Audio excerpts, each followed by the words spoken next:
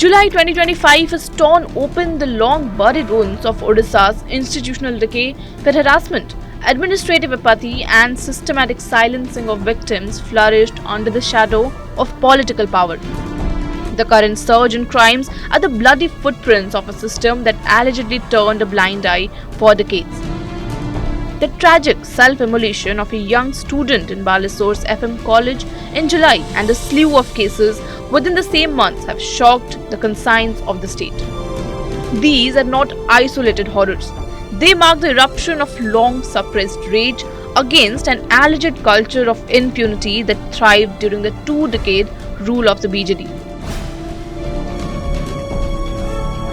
On July 12, a brave girl set herself ablaze outside the principal's chamber at FM Autonomous College, Balasore. After months of alleged harassment by a professor and indifference by the college authorities, she succumbed to 95% burn injuries, triggering statewide mourning.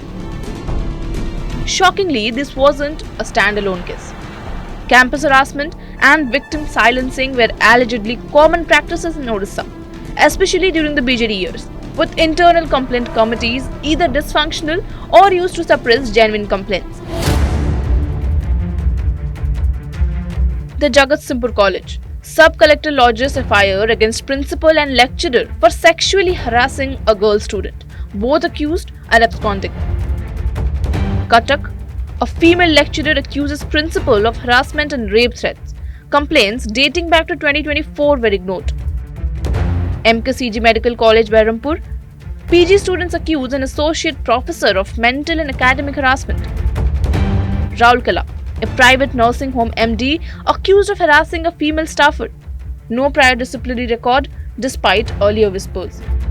Balasore RIHS, a suicide case from BJD era resurfaces where a student ended her life due to professor harassment.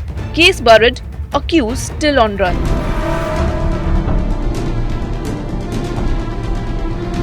It is alleged that during the 24-year rule of BJD under Navin Patnaik, most educational institutions and hospitals saw politically backed appointments, with allegations of harassment often buried or compromised.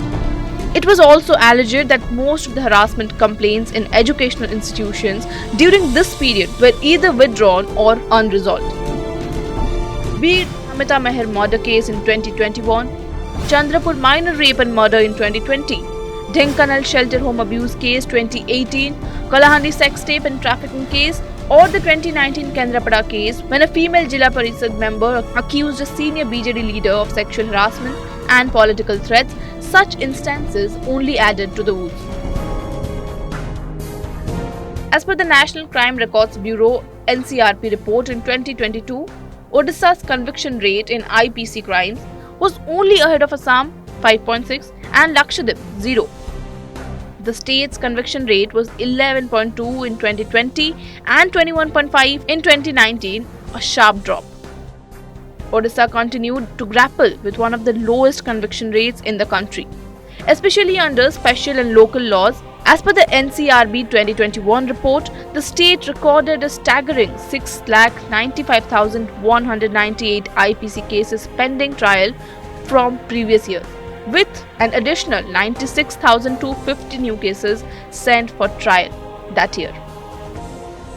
Under the SLL category, 1,81,156 cases were awaiting trial, while 28,939 fresh cases were added in 2021. This disappointing figure even forced current Chief Minister Mohan Charan Majhi to address it during a sensational program organized by the Law Department to raise awareness about the Bharatiya Nagarik Suraksha Sanhita and Bharatiya Nyaya Sanhita at Lok Seva Bhavan in November 2024. The Chief Minister then stated that the state government would consider establishing more special courts, if necessary, to fast-track cases related to atrocities against women. Strongly criticizing the previous BJD government for its alarming low conviction rate, the Chief Minister said that the rule of law was accomplished due to a lack of political will to enforce it. CM Majhi cited NCRB 2022 data, calling it a matter of shame for Odisha, where the conviction rate in women-related violence cases stood at just 9.3%, one of the lowest in the country. In contrast, Uttar Pradesh recorded a 70.8% conviction rate, Mizoram 68% and Bihar 60.9%.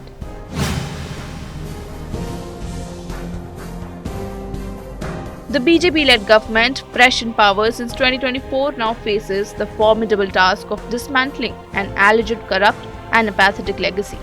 Though the BJP government is seemingly taking all possible measures towards it, complete eradication and has come up with a special program, Sakti Shri, to ensure safety of girl students in colleges and universities in the state. Welcoming the step, critics argue that the something cannot be fixed in a day or two, what 24 years of silence destroyed. The internal complaint committees in most colleges were a joke, as they used to be filled with staff loyal to the BJP-backed principal, alleged a retired professor on condition of anonymity. There were times when students raised their voice, but when they dared to speak out, police often admitted their helplessness, citing pressure from higher authorities that prevented them from taking action, claimed a student activist. And the new government now grapples with the alleged toxic legacy it has inherited. July 2025 stands as a defining moment, exposing the price of unchecked authority and renewing the call for justice, accountability and reform. Now, hopes are high, with the new government at the helm assuring to leave no stone unturned in ensuring safety of girls and women across the state.